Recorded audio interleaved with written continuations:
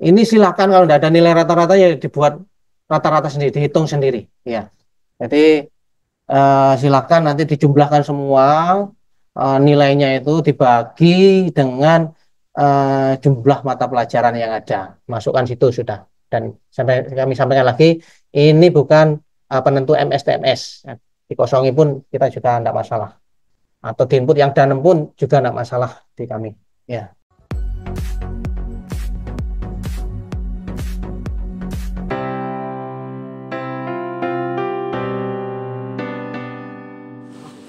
Baik Bapak Ibu, khususnya yang belum resum, ini masih banyak sekali pertanyaan-pertanyaan yang mungkin nanti akan membantu proses keyakinan Bapak Ibu dalam mengirimkan berkas ke BKD saat nanti diperiksa. Memang masih ada sekitar 7 hari ya, seminggu ya, sebelum nanti akhirnya Bapak Ibu harus mengakhiri resum ataupun submit sebelum tanggal 20 Oktober. Pastikan ya Bapak Ibu segera, karena nanti jangan sampai trafiknya terlalu tinggi. Mari kita simak informasi tambahan ini. Untuk tingkat pendidikan SLTA sederajat, apakah bisa jika pelamarnya dari SMK atau MA atau SMA?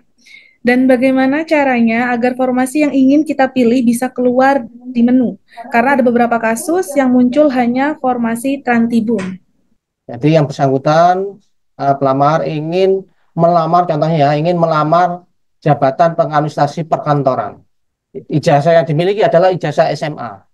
Begitu dimasukkan di SSCSN ya, di data diri itu dimasukkan SMA, ternyata formasi yang muncul atau direkomendasikan di sistem itu jabatan Pranata Trantimo. Pemadam kebakaran ya, tidak salah ya. Untuk inputan di SSCSN ya, Bapak Ibu, agar muncul formasi jabatan yang sesuai yang diharapkan. Nah, contoh ijazahnya SMA yang dimiliki, dia ingin mengadministrasi perkantoran, silakan diinput SLTA sederajat. Jadi manakala di pendidikan itu diinput SLTA kejuruan, nanti akan muncul referensi jabatan di bawahnya itu adalah Pranata Trantibmu. Jabatan yang lain tidak muncul. Padahal pengennya itu pengadministrasi perkantoran.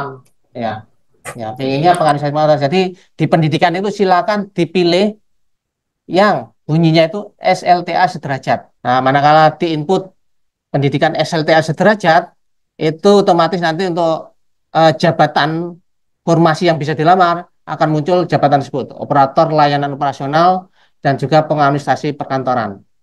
Toleransi yang diperbolehkan untuk upload dokumen itu sampai seperti apa?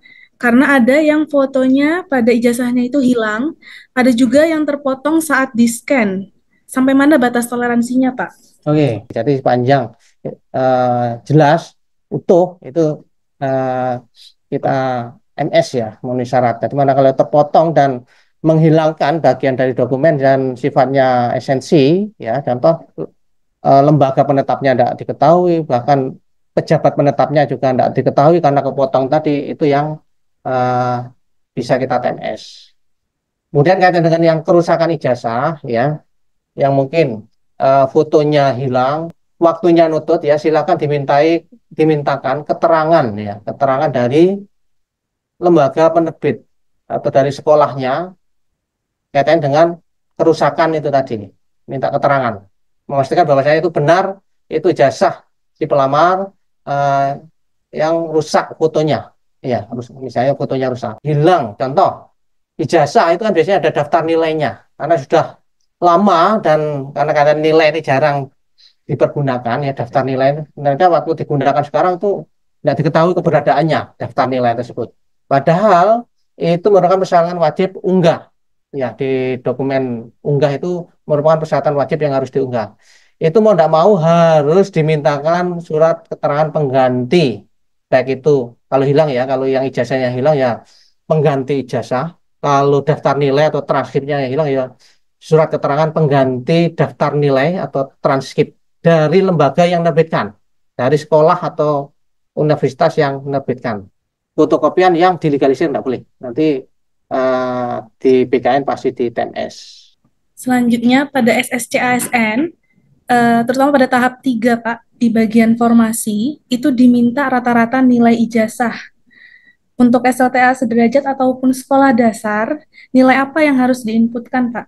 Apakah Oke, hanya danem atau nilai ujian sekolah? ini silakan kalau tidak ada nilai rata-rata ya dibuat rata-rata sendiri, dihitung sendiri. Ya, jadi silakan nanti dijumlahkan semua nilainya itu dibagi dengan jumlah mata pelajaran yang ada. Masukkan situ sudah. Dan sampai kami sampaikan lagi, ini bukan penentu MSTMS. Dikosongi pun kita juga tidak masalah. Atau di input yang dalam pun juga tidak masalah di kami. Ya. Selanjutnya mengenai materai, Pak. Penggunaan materai apakah boleh menggunakan materai fisik atau harus e-materai? Atau bisakah kombinasi antara keduanya? Misal SPTJM memakai e-materai, lalu surat lainnya memakai materai fisik. Boleh dua-duanya. Boleh materai tempel, boleh menggunakan e-materai. Bagaimana teknis pengangkatan P3K paruh waktu? Apakah akan kembali ke OPD asal atau tetap pada OPD yang dilamar? P3K paruh waktu ini sampai dengan saat ini Bapak Ibu itu belum ada regulasi mekanismenya. Yaitu nanti sebagaimana yang informasi sosialisasi yang kita terima itu akan diatur detail di RPP yang sekarang masih dalam tahap kalau tidak salah masih harmonisasi ya. Sebentar lagi akan terbit PP turunan dari Undang-Undang 20 2023 tentang manajemen ASN. Jadi nanti kan dengan mekanisme pengangkatan P3 paruh waktu akan diatur di PP atau yang RPP yang sekarang ini yang akan terbit ini. Sudah melamar CPNS tetapi tidak lolos administrasi. Apakah bisa tetap mendaftar untuk P3K-nya? Ya, ini sudah kami sampaikan sebenarnya di sosialisasi kemarin. Ini ya masih banyak juga yang ke kami yang intinya memastikan apa masih bisa melamar P3K. Ya. Ini kalau sampai dengan saat ini Bapak Ibu itu tetap masih kondisi terblokir, jadi tidak bisa. Jadi begitu kemarin itu mensubmit pendaftaran di CPNS, itu NIK-nya otomatis ditandai ya sebagai pendaftar CPNS. Nanti otomatis sekarang mau mendaftar P3K itu sudah tidak bisa karena NIK-nya sudah ditandai atau bukan diblok ya, tapi ditandai sebagai pendaftar CPNS. Sebagaimana di ketentuan yang ada, itu pelamar hanya bisa melamar ke satu jenis formasi, satu jenis jabatan, satu jenis pengadaan. Satu jenis pengadaan maksudnya kalau sudah melamar CPNS ya CPNS, tidak boleh P3K, salah satu jenis. Itu di ketentuan di Permenpan 6 tahun 2024. Jadi regulasi yang memang mengatur ya, hingga terimplementasi di sistem. Jadi tetap tidak bisa ya Bapak Ibu sampai dengan saat ini yang sudah melamar CPNS, walaupun kemarin gagal di seleksi administrasi, sudah tidak bisa lagi memilih formasi P3K. Akan saya tanyakan, yang pertama adalah SK yang terupload mulai yang di situ, apakah mulai awal sampai dengan akhir atau ada batasannya? Yang kedua, untuk di situ nama pejabatnya, di situ apakah untuk pengisian itu adalah nama orangnya atau nama jabatannya di riwayat pekerjaan. Kemudian yang ketiga, jika umurnya sekarang sudah 57 lebih sekian bulan, 1 bulan atau apakah bisa melamar atau tidak? Inputan riwayat pekerjaan itu kemarin untuk diinput semua Bapak Ibu ya. Ini nyambung dengan beberapa pertanyaan yang masuk.